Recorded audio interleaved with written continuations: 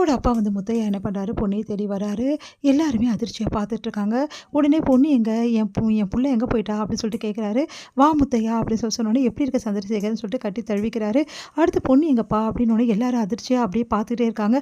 என்னப்பா நீ பொன்னியை காணோம், எங்கன்னு எதுவுமே சொல்ல மாட்டேங்கிறீங்க, சொல்லுங்கப்பா, என் பொண்ணு எங்கே போயிட்டா? அவளை பார்க்க தான் நான் வந்தேன். சரி முத்தையா, இவ்வளோ நாள் நீ எங்கே இருந்த? என்ன ஆச்சு அப்படின்னு சொல்லிட்டு கேட்குறாரு. ஆள் போன பாதியில் எங்கேயோ போனேன் சந்திரசேகர். அதுக்கப்புறம் எங்கே போனேன்னு எனக்கே தெரில. அதுக்கப்புறம் தான் யோசித்தேன், என் பொண்ணுக்கு எதாவது பண்ணணும், அவளுக்கு எதாவது சேர்த்து எடுத்துகிட்டு வரணும், அவளுக்காக நான் எதுவுமே பண்ணதில்லை அப்படின்னு சொல்லிட்டு யோசிச்சு தான் என் பொண்ணுக்காக நிறைய சம்பாரித்து எடுத்துகிட்டு வந்திருக்கேன். என் பொண்ணுக்காக பார்க்கணும், நான் முதல்ல என் பொண்ணை கூப்பிடுங்க, பொன்னி பொன்னி அப்படின்னு சொல்லிட்டு வீடெல்லாம் போய் தேடுறாரு. எங்கே போயிட்டா பொன்னி அப்படின்னோடனே, பொன்னி வீட்டில் இல்லை அப்படின்னோடனே எல்லாம் அதிர்ச்சி அடைகிறாங்க. என் பொண்ணு எங்கே போயிட்டா அப்படின்னோடனே நடந்த விஷயத்தை எல்லாத்தையுமே எல்லாம் சொல்கிறாங்க. அதை கேட்டு அதிர்ச்சி அடைகிறாரு.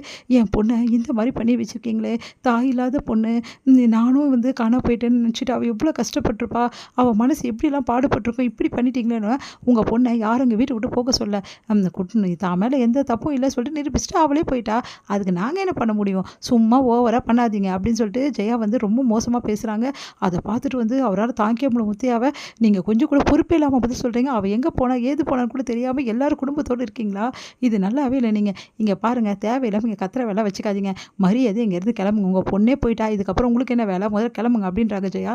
ஓ இது வேறவா, என் பொண்ணு எங்கே போயிட்டான்னு தெரியாதா, நான் எதுக்கு இந்த வீட்டில் இருக்கணும், நான் போகிறேன், ஆனால் என் பொண்ணு இல்லாமல் நான் இந்த வீட்டை விட்டு போகவே மாட்டேன் அப்படின்னு அதிர்ச்சி அடைகிறாங்க எல்லாருமே. இப்போவே நான் நீங்கள் போகிறீங்க இல்லையா அப்படின்றாங்க ஜெயா. இப்போ என்ன, இந்த வீட்டில் நிற்கக்கூடாது அவ்வளோதானே, நான் போகிறேன், ஆனால் நான் இங்கேருந்து போவேன்னு நினைக்கிறாங்க அப்படின்னு சொல்லிட்டு போயிட்டு வாசலில் உட்காந்துட்டு, இங்கே என் பொண்ணு வர்ற வரைக்கும் இந்த இடத்த விட்டு நான் நகரவே மாட்டேன், என் பொண்ணை கூட்டின்னு தான் இங்கேருந்து போக, இதுக்கு எனக்கு ஒரு நியாயம் வேணும் அப்படின்னு சொல்லிட்டு பயங்கரமாக வந்து கத்துறாரு. இதையெல்லாம் பார்த்து எல்லாரும் அதிர்ச்சியாக ஜெயா எல்லாரும் கூட்டிடுறாங்க. பக்கத்தில் என்ன ஆச்சு, பொன்னியை காணுமா, பொன்னியை என்ன பண்ணாங்களோ, இவங்க தான் ஆல்ரெடி பொன்னியை ரொம்ப குடும்பப்படுத்துவாங்களே. ஆமாம்மா, நானும் பார்த்துருக்கேன், பொன்னிக்கு வீட்டில் ஒரு நிம்மதியான இதுவே இல்லை, அந்த பொண்ணு பாவம் அவ்வளோ கஷ்டப்பட்டா, அந்த பொண்ணு இவங்க வீட்டில் இருந்துக்கிட்டு ஒரு மருமகளாக கூட இவங்க நடத்தலை, அவ்வளோ குடும்பம் அனுபவிச்சா, இன்றைக்கி காணா போயிட்டா அப்படி இருக்கு, பாவம் அந்த பொண்ணு என்ன ஆச்சோ, இவங்கெல்லாம் என்ன பண்ணாங்களோ அப்படின்னு பேசுகிறாங்க.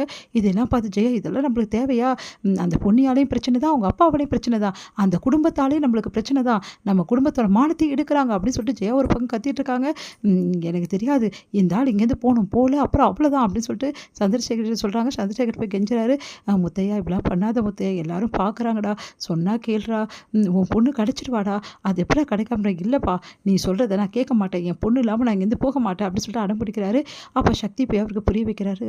இங்கே பாருங்க மாமா, தயவு செய்து என்னை நம்புங்க, பொன்னி தான் என் வாழ்க்கை, பொன்னி தான் என் உயிர், பொன்னி இல்லாமல் நான் வரவே மாட்டேன், இப்போ கூட பொன்னியை தேட தான் நான் கிளம்பிட்டு இருந்தேன், அதுக்குள்ளே நீங்கள் வந்துட்டீங்க, உங்களுக்கு நான் ஒரு சத்தியம் பண்ணி கொடுக்குறேன், பொன்னி இல்லாமல் நான் வரமாட்டேன், தயவு செய்து நீங்கள் வீட்டுக்கு போங்க, நான் பொன்னியை வந்து கூட்டிகிட்டு தான் வருவேன், இது சத்தியம் அப்படி சொல்லிட்டு சொல்கிறாரு. அதை கேட்டுட்டு அப்படியே பார்க்குறேன், என்னை நம்புறீங்களா மாமா, ப்ளீஸ் மாமா இந்த விஷயத்துக்காக என்ன நம்புங்க மாமா அப்படின்னு சொல்லிட்டு கெஞ்சுறாரு.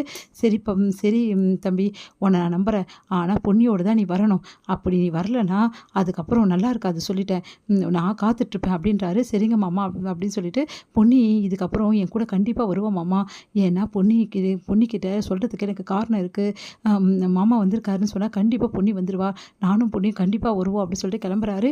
இங்கே பொன்னியை தேடி சக்தி எல்லா இடத்துலையும் வந்து எங்கே போகிறது தெரியாமல் எல்லா இடத்துலையும் திரியிறாரு. பொன்னி எங்கே இருப்பான்னு சொல்லிட்டு எல்லாமே வந்து போயிட்டு விசாரிக்கிறாரு.